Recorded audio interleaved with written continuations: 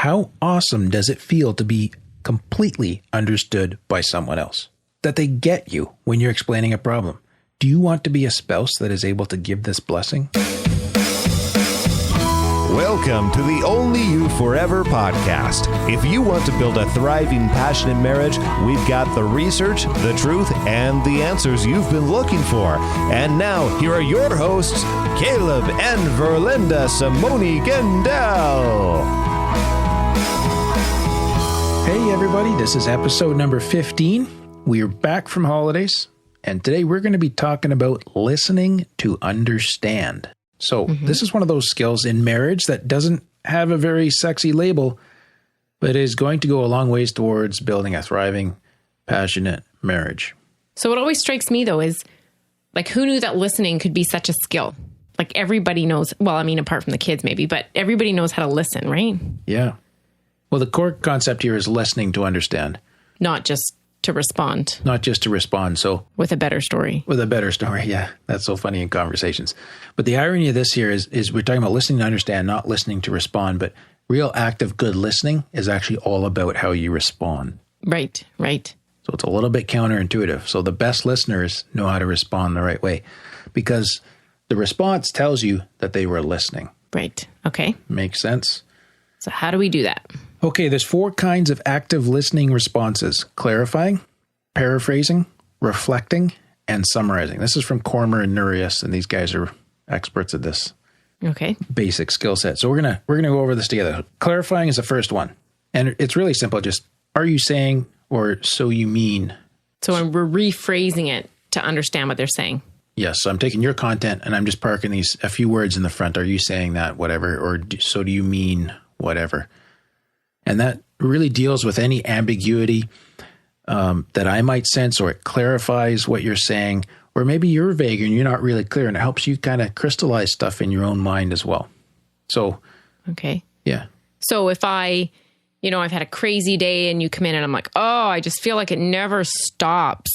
How are you going to respond to that in a listening to respond way? Yeah. It's kind of like, are you saying you want me to be more involved with making supper right now, or what can I do to help you?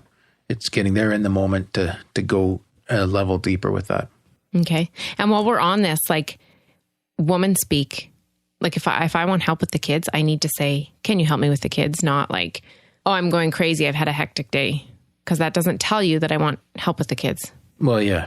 And often, like, a person will say, the kids are driving me nuts. Well, that makes me not want to get involved with the kids either, right?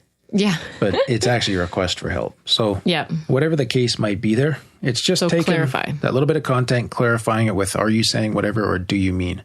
Okay. So just think about how you can pull that out of your spouse's conversation. Next one is paraphrasing. Kind of what it sounds like. You're rephrasing your spouse's content. Mm-hmm. And that would get you a lot more specific. Yes, exactly. It helps you to know if you're interpreting the meaning correctly. Because when another person's speaking to you, they have a meaning that they're associating with something, and you really want to understand their meaning for their words, not your meaning for their words.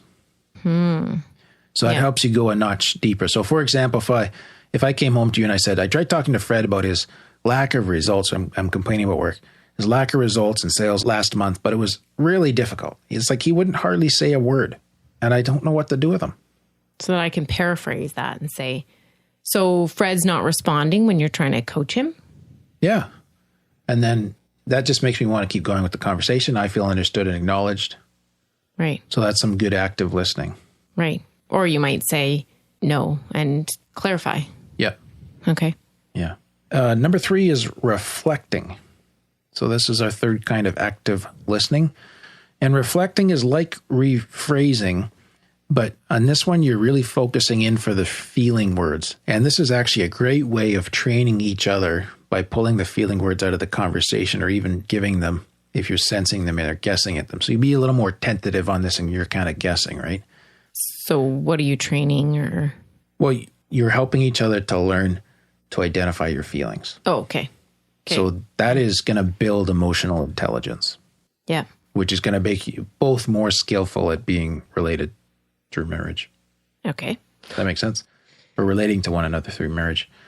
So when you're pulling those feeling words out, you know, it's huge for communicating that you understand, and that helps your spouse feel understood as well. Yeah. So it would help them identify like their core feelings or their issues or their concerns rather than just be the vague, oh, I'm stressed. Yeah, it does. And I think in counseling, we call it going past the content to the process. So it's kind of getting past the particular details of this circumstance to the deeper, maybe childhood related, maybe family of origin related, or the core values or the core feelings that were affected or things that were triggered by what's going on or whatever. It's the deeper meaning of the discussion. Yeah. So as an example, like the wife could say, little Jimmy, little boy, Jimmy came home today and blasted in the door. He threw his backpack in my arms and blew right by me and just shouted out over his shoulder that he's heading to the neighbors to play on his new game console. And the husband, if he's going to reflect that back to her, he can kind of just think about what she said for a moment, maybe, and say, so you felt disappointed, like maybe kind of hurt and angry about being treated like you were his maid rather than being greeted respectfully as his mom? Is that kind of what that was for you? Mm-hmm. Okay. So just reflect what happened back with feelings attached. Yep. Okay. Pretty much, yep. Okay. That's good. And what you just did was summarizing. Oh, yeah. Which is the fourth one. So summarizing is the fourth skill to this, and it ties sort of multiple pieces together. So that's when you take clarifying and paraphrasing, you do them together, or maybe you clarify and you reflect. And you kind of tie them in there. So if the husband's like, I'm just so done with my brother Joe, and I'm sick and tired of his negativity and his criticism all the time. It was great when he was in that sales job, but since he's been unemployed, it's like he's so bitter and hard to be with. And I don't know what to do with him or about him right now. So me being the very emotionally intelligent wife could say, sounds like you're kind of sad about losing the old Joe that you knew and enjoyed so much. Are you saying that you wish you could find a way to help him? Yeah. Now, when we're kind of role playing this it sounds fake. It does. Yeah. But I think in the moment, when you're pulling these things together and you're trying to give some feeling words back to your spouse, or you're trying to just clarify or paraphrase what they say to distill something, it's helping them to go deeper into what the real issues were for them. And it will be more natural. So are you saying that you're a little bit embarrassed about our role playing and that you wish it was more natural? You are summarizing and reflecting. Oh, thank you. Good job. Okay, so give those 4 things a shot. But another thing that I think is really important to good listening is, when we ask questions of each other, how we ask those questions. So one of the real simple things to think about there is an open question versus a closed question. And the difference between those two is an open gives you a long answer and a closed gives you a yes, no. Yeah. We have some friends that are great at asking questions and just opening up a conversation. Yeah. Whereas other people, like myself, is more like, did you have a good day? Yes. Yes, no. Or what did you do today? Is an open question. Yeah. Exactly. Yeah. So asking those open questions usually start with a how. Why sometimes can be more like interrogative, or whatever that word is, more pointed, a little more pushy sometimes. If you can start with how, that really works good today, or what was your day like, or what did that mean to you when you said that or she said that. Those kinds of questions that they start off open, much deeper conversations come out of that. Okay. I think we should talk about timing too, Verlinda. Yeah, big time. Yeah. Now, you and I have found that like after 10 o'clock, trying to unpack something serious is futile. Well, it's more emotional Yeah. than it would have been 2 or 3 hours earlier. Yes. Simply because we're exhausted. Yeah. And you know what, though? It took me a little while to learn that when you said, you know what, go to sleep and we'll talk about it later. Not to get offended at that. I wasn't rejecting you or... No. And now it's like, you know what? That's right. I just need to go to sleep and we'll talk about this tomorrow. Mm-hmm. So you do have this, the let not the sun go down on your wrath principle where it's good to sort stuff out. Yeah. But don't leave it until, 10 or 11 at night to start it. Yeah. And I think that's more the principle of not letting it drag and build up and to the point where you put another brick on the wall that's between you, right? Yeah, and then you'd explode. Yeah. Not that I would ever explode or anything. No. Yeah. Yes. So just being on top of the conversation and picking a good time, just park it for later. Promise that you return to it, agree on a time, and hold to that and come back to it. Sometimes timing is all about timing. If you're rushing out the door to go to friends or out for dinner, that might not be the time. If you have to be with the kids right away, it's not the time. Yeah. Whatever your circumstances are, just be a little bit more strategic. And that can really help a conversation go better as well in terms of the listening and your engagement with one another. Yeah. So what about nonverbal? Like all that we've talked about in this listening to understand and communication has all been verbal. Mm-hmm. Can nonverbal cues help? Absolutely. So nonverbal is a huge part of communication, as we hear so often. Mm-hmm. Just things like head nods. Like you don't have to, sometimes when you're really trying to be a good listener, you can get overwhelmed with trying to have the right response all the time. And look really cheesy. Well, just make eye contact and nod. Yeah. At the right time. And your facial expression, be aware of what your face looks like. I remember... Reflect. I really learned that at vet clinic when I worked at a vet clinic, because when an owner came in, you guys are all might be having a great day at the vet clinic, but when they came in to euthanize their pet, you had to put the face on that matched their reality right now. Yeah. Yeah. And you might have done this hundreds of times and frankly gotten somewhat desensitized to it. But it's their precious pet. It's the funeral face and the lowered voice. Like you got to meet them where they're at. And it's the same thing with each other. Another thing is open gestures and postures. So sometimes you can cross your legs and you cross your arms and you're all together and crossed and closed off. Mm-hmm. And or turn your head away. Yeah, non-verbally you're saying, I don't want to go here. So try and stay open with your language, your arms apart, turn towards your partner. Another great one is silence. Be comfortable with that. Let them think through, let them answer the question. Mm-hmm. Sometimes the best listening and the response is not the response, it's the silence. Right. I'm here.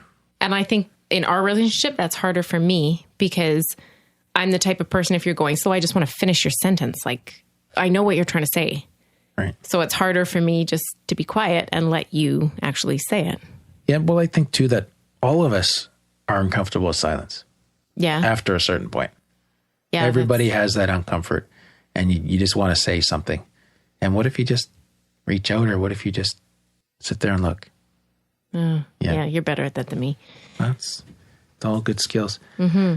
Eliminate distractions if at all possible, of course. Turn your cell phone off if it dings or...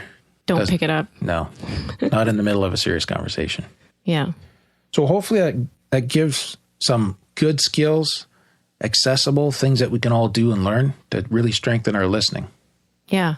So let's head over to our question segment now. And now for our Q&A section. Remember, if you'd like to ask us a question, you can email it to questions@onlyyouforever.com, or please leave us a voicemail at onlyyouforever.com/questions. Okay, so we have a question here from Mike.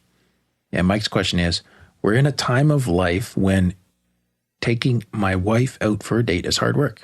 We have 3 kids under 6, and in addition to family, I'm trying to balance my work and our ministry. Do you have any good suggestions for how I can more consistently date my wife? Well, that's a real life question. Yeah, we certainly went through this. Yeah, right out of the trenches. Yep.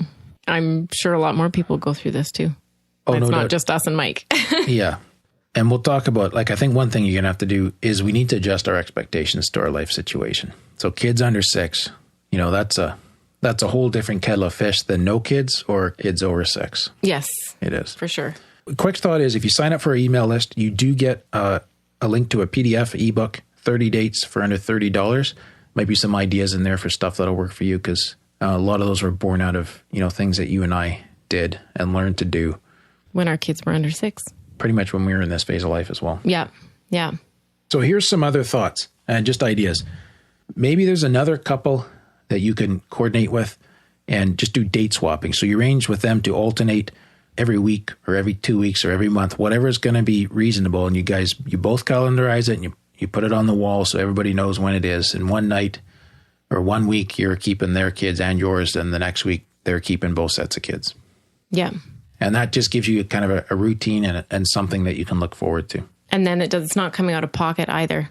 Like you're exchanging time instead of giving money out. You're not paying a babysitter. Yeah. I think we need to, as you said before, reduce expectations and do something smaller, but more consistent. Yeah.